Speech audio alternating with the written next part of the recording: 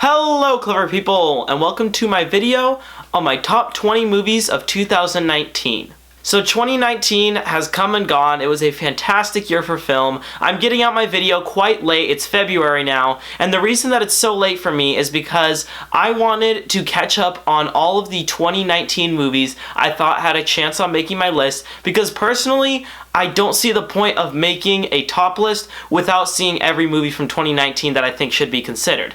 And in all honesty, I still haven't seen everything. I still haven't seen Clemency. I still haven't seen Invisible Life. I still haven't seen Les Miserables. And there's still a few more movies out there that I should have seen, but I'm not going to wait until April to make this list. I simply saw every single movie that came out in a timely manner for me to make this video, and it's been a month of catch up and I've finally seen everything that I wanted to. So without much further ado, here are my top 20 movies of 2019. We're gonna start off with some honorable mentions: Pain and Glory, The Last Black Man in San Francisco, Joker, For Sama, Wild Rose, Once Upon a Time in Hollywood, A Hidden Life, Little Women, Honey Boy, and Us. Those are ranked from the first one I said to the last one I said in terms of how close they were to making it on the list. Now, without much further ado, here's my number 20.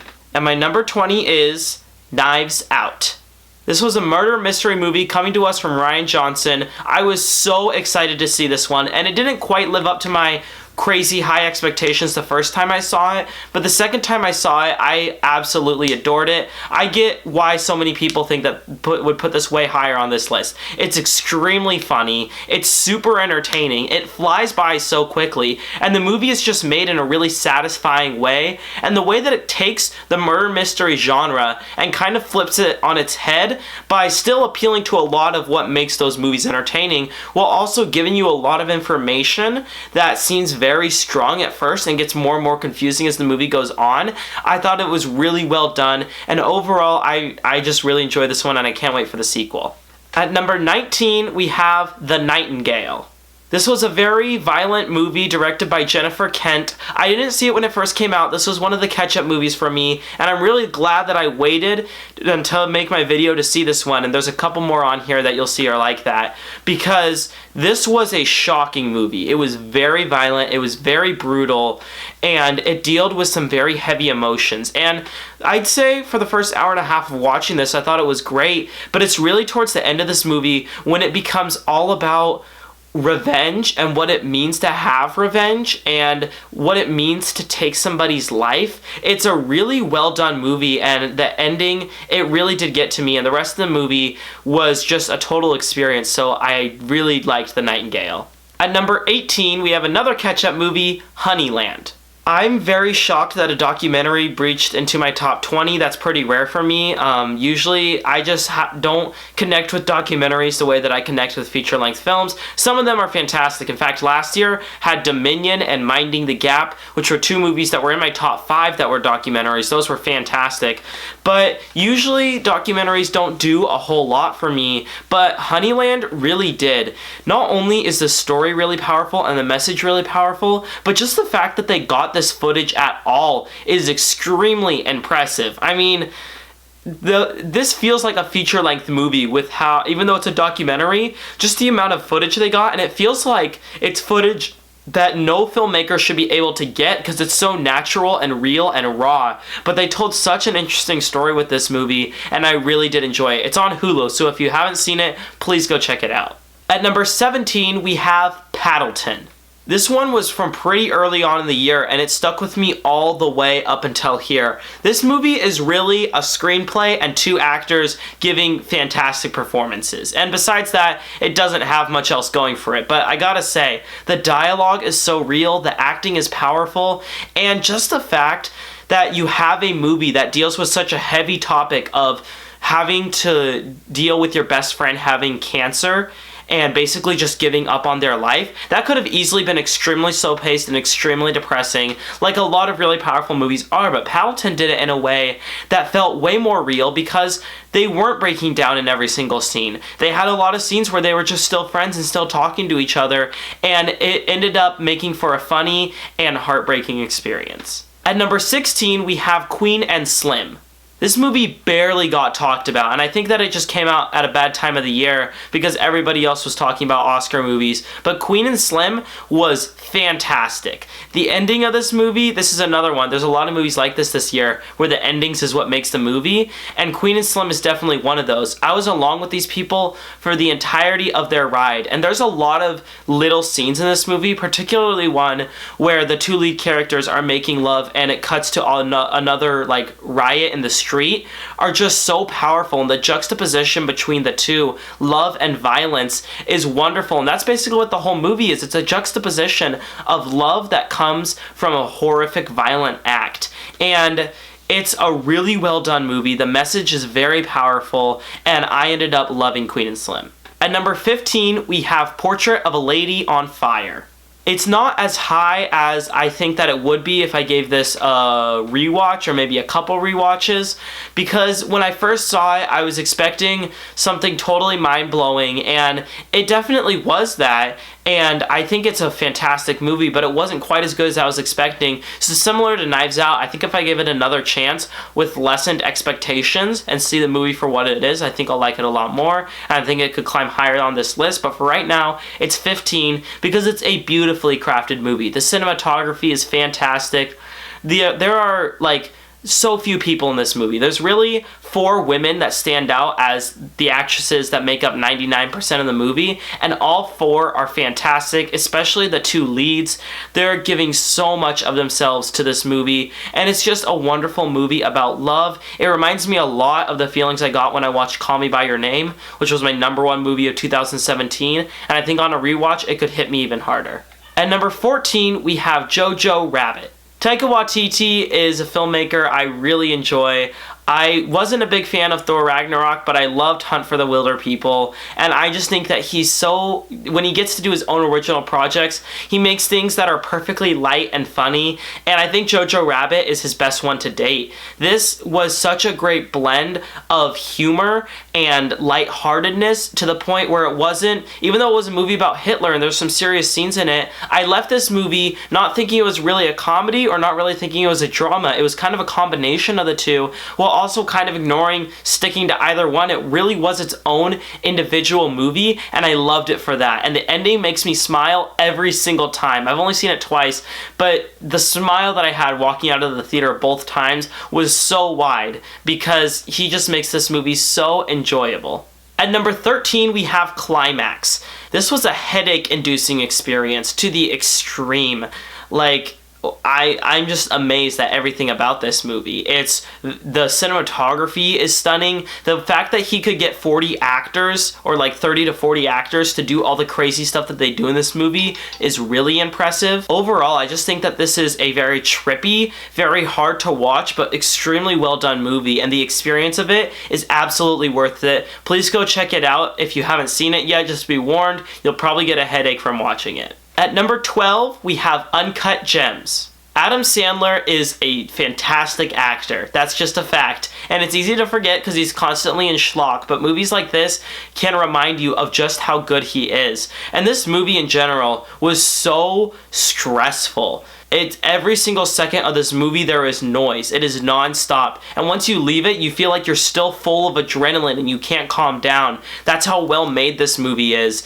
It's insane to me that it's even made because I couldn't imagine sitting in an editing room for hours at a time and trying to get through this movie. The headache that would give me and the pain that would put me through would be unbearable. So the fact that the Safdie brothers can do it is super impressive to me, and I think that this turned out fantastically. It's totally a thrill ride 100% of the way. At number 11, we have The Art of Self-Defense. This was a really funny movie, and it was really well done. It was a total surprise to me, too. I saw this in the middle of the summer, and I wasn't expecting much from it. I honestly hadn't heard much about it at all, and it was super funny, super topical. It dealt with toxic masculinity in a way that just very few movies would ever do it in such a tongue-in-cheek way. And even though this could have easily fallen flat because a lot of the movie relies on the fact that you're checked into it, because the atmosphere is really somber and quiet if you're not locked into the idea that it's kind of an ironic, funny movie, and it pulled it off really well. At number 10, I have Rocketman. This movie said a lot to me when I saw it. It was back in May. It was towards the end of the school year. It was like when all of the stress that I have built up throughout the entire school year was getting released off of me. I saw this, and it was a perfect time for that. It's a very memorable movie to me. And the way that it uses the Elton John's actual music and incorporates it into the story so that a lot of the scenes are just vignettes of his own little songs, I love that idea so much, and I hope that more musical biopics do that. And I think that Dexter Fletcher, honestly, we should just keep on giving him musical biopics until he makes a bad one, because the scenes that he did in Bohemian Rhapsody are the best parts of that movie, and he made this exactly what I think a musical biopic should be. So give him Bob Dylan, give him David Bowie, give him the Beatles, let him keep on making these super entertaining musical biopics, because I am all down for it. At number 9, we have Waves. This was a catch-up movie, and it's one that I'm really glad that I waited for, because Waves really does feel to me like everything that a film should be in terms of my personal enjoyment in it. Are there technical problems with this movie? Absolutely. It's very messy, and it's quite long, and it's really two separate movies that are like mashed into one, but I was totally enamored by the experience and the emotion that they get out of it. It felt to me very much like a combination of Moonlight and Good Time, and Moonlight is a wonderful movie. That is one of my it's one of my highest ranked movies of all time, and I love Good Time. So the combination of the two was absolutely stunning. It's a beautiful movie. The cinematography is so fantastic, and it's one that more people need to go out and see. At number 8, I have Booksmart. This movie is hilarious, and I rarely ever see comedies that make me laugh as hard as Booksmart did. Usually, I don't laugh at comedy movies. Usually, I'm entertained by them, but Booksmart really was hilarious. And add on to that, it's extremely difficult writing dialogue for teenagers. It done it myself in my two most recent short films, which you can find on the channel. It was very hard for me to write dialogue for teenagers, and the fact that Olivia Wilde was able to write dialogue that feels natural and feels like what high schoolers would say while also getting a dramatic purpose across is just fantastic to me, and I think that this is one of the best coming of age movies of all time. At number 7, we have The Lighthouse. This movie was an experience through and through. I mean, from start to finish, it's balls to the walls, absolute insanity. And this really stuck with me because while watching it, I was totally enamored and I loved the experience. But afterwards, it was the creepiness that stayed in my mind. The fact that it feels like the movie became a memory of mine that I actually experienced. It honestly felt like that. And add to that, all of the filmmaking, the cinematography, the acting, and just Robert Eggers' direction is so great. I loved The Lighthouse. I think it's a really well done movie, and I can't wait to watch it more and more. Right once I left the theater, I wanted to learn more about the story because it's a fascinating, true story, and the way that Robert Eggers twists it is really entertaining. At number 6, we have 1917. I was totally blown away by this. I wasn't expecting to love this as much as I did because I heard from a lot of people it was a super intense fun action movie, or not fun, but it was a super intense war movie, but it kind of let the emotions under the rug, and it wasn't a super emotionally poignant movie, and I couldn't disagree more with that sentiment. The best thing about this movie is the last 10 minutes where it delivers the emotional punch, and beyond that, it's an experience 100%. I was on the edge of my seat throughout the entire movie, constantly scared of what was going to happen to these two men. And also the fact that the movie could create such high stakes where I honestly genuinely felt that any of them could die at any moment. Fantastic. I think that 1917 is a masterpiece and a master class in terms of how to make a war movie. At number 5, we have Avengers Endgame. Yes, there's a lot of movies on this list that are below this that are definitely better movies, but Avengers Endgame is a phenomenon, and it is something that I'll absolutely never forget.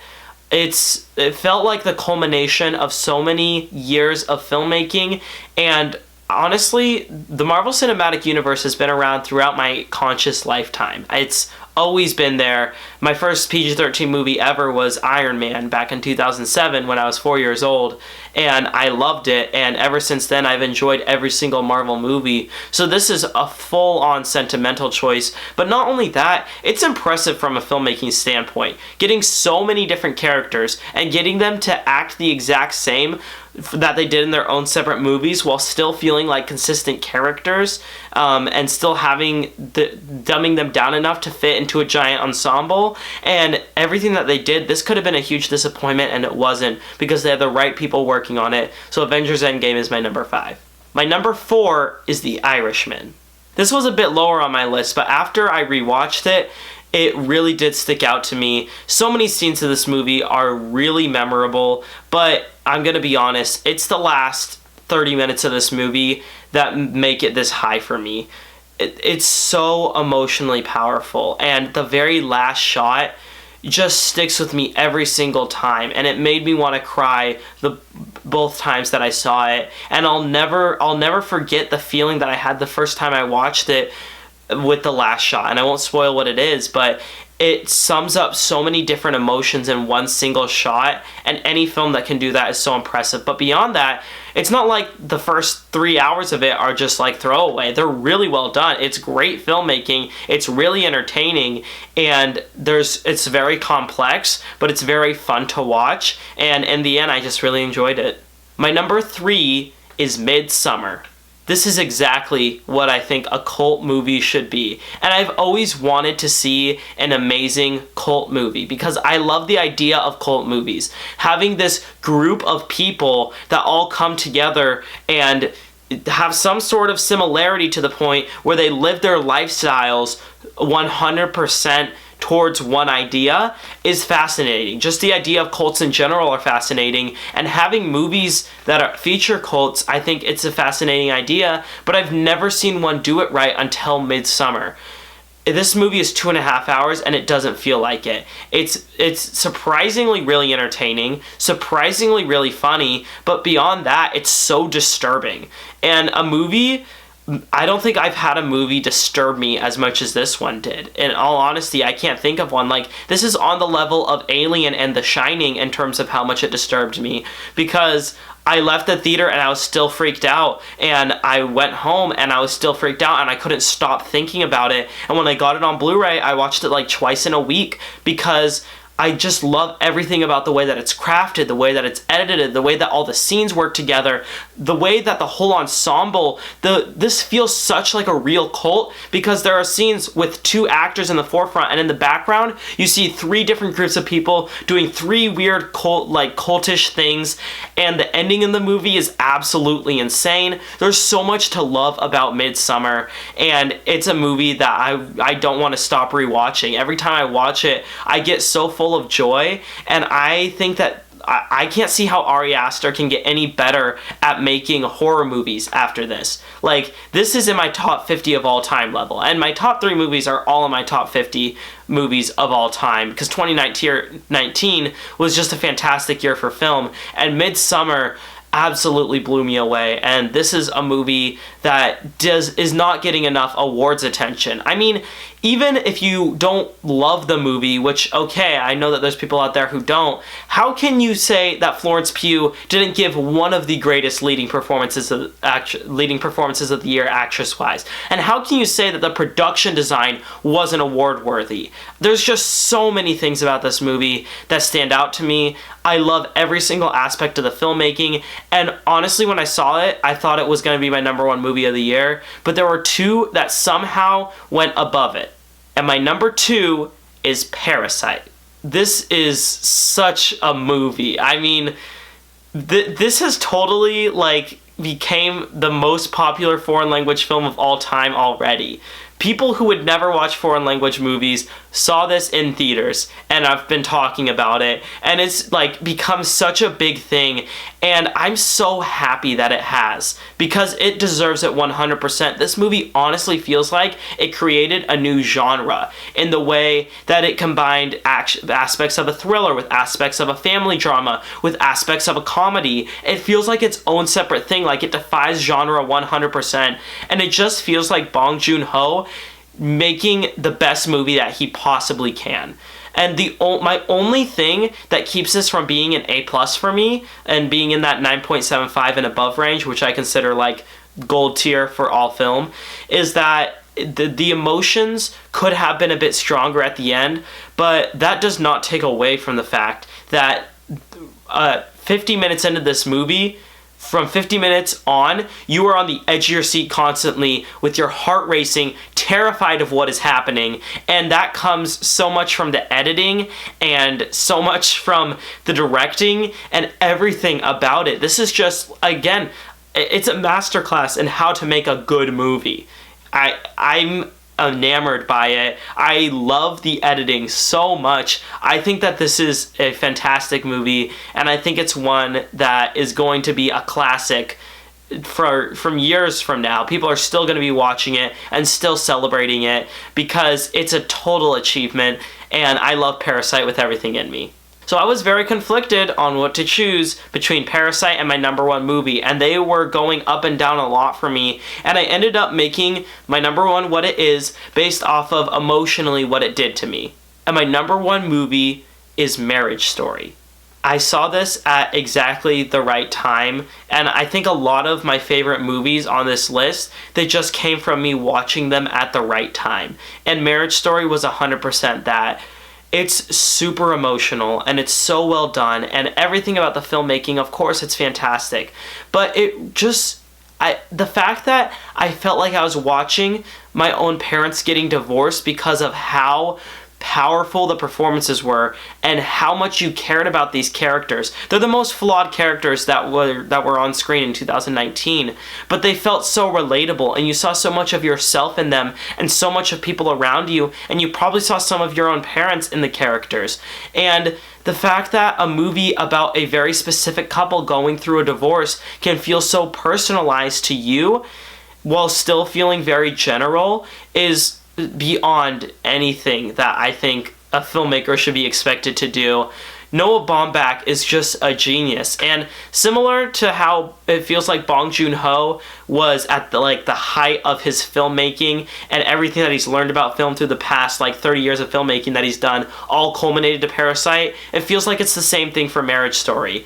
Noah Baumbach makes semi-autobiographical films. That's what he's famous for, and this one is also that way. It's based on his own divorce, his own tale of divorce, and the way that it explores the emotions of the characters and the way that it makes it so that you can't side with either one because you see both points and you really learn that there is no siding, how realistic the dialogue feels, and how, again, the performances, they're so good. And I think Adam Driver gives one of the best male performances of all time in this movie, and Scarlett Johansson too is giving it her all. In so many other years she would be my number one actress of the year. She's my number 3, and you'll see that what my number 2 and number 1 are in a separate video that I'll be making, but still everything about this movie worked. I'm enamored with it. I love everything about it, and it's on Netflix. So if you haven't seen it, just go watch it. And if you don't have Netflix, get a free trial and watch Marriage Story. You won't regret it, and it is absolutely my number 1 movie of the year. Alright, that concludes my video on my top 20 movies of 2019. So, I actually saw 160 movies in total from 2019. So if you want to see how I ranked all of those, I'll leave a link in the description below. Go down there and check it out. And besides that, that wraps up the year. 2019 was one of the best years for films in a really long time. All of my top 20 movies I love with all of my heart, and all of them have a special place to me. So that concludes my video. So what were your top 20 movies or top 10 movies of 2019? Comment in the comment section below and let me know. I'm Robert Burke, and this has been The Clever Critics. Goodbye.